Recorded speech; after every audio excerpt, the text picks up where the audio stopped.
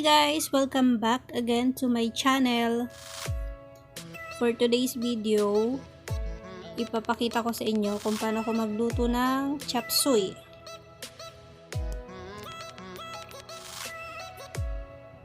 Butter yung gagamitin ko dito and pinalambot ko na rin yung karne na isasahog ko.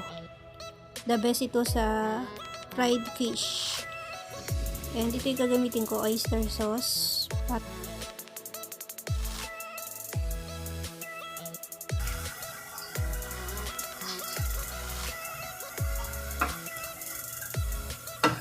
Igisa lang natin yung sibuyas, bawang, and yung meat.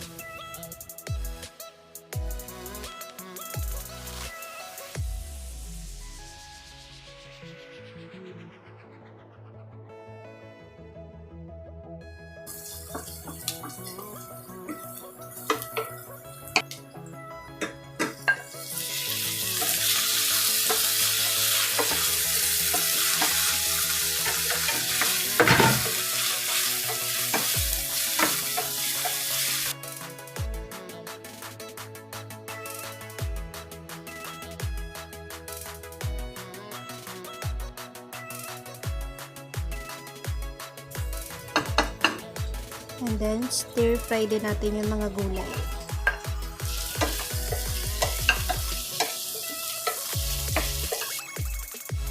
Malakas yung apoy ko dito kasi para hindi siya ma-overcook.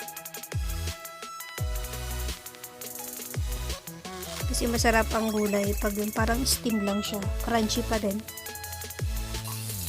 Unti-unti lang natin ilagay yun sa bowl niya.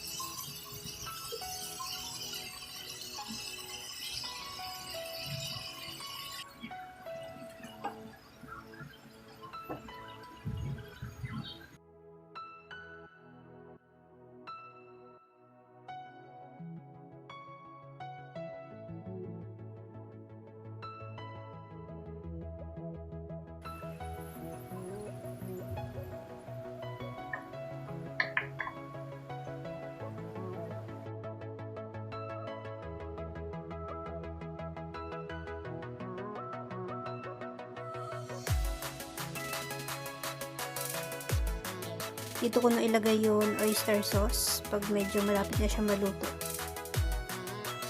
Kasi pag nilagay yan sa umpisa pa lang, dry na siya agad.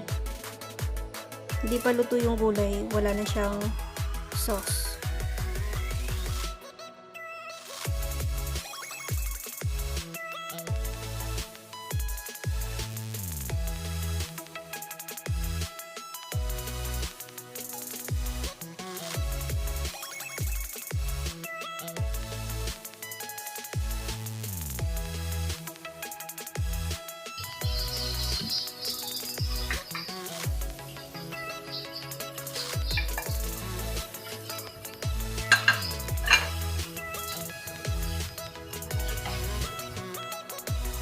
So, huli natin ilalagay ang repolyo kasi madali naman siya maluto.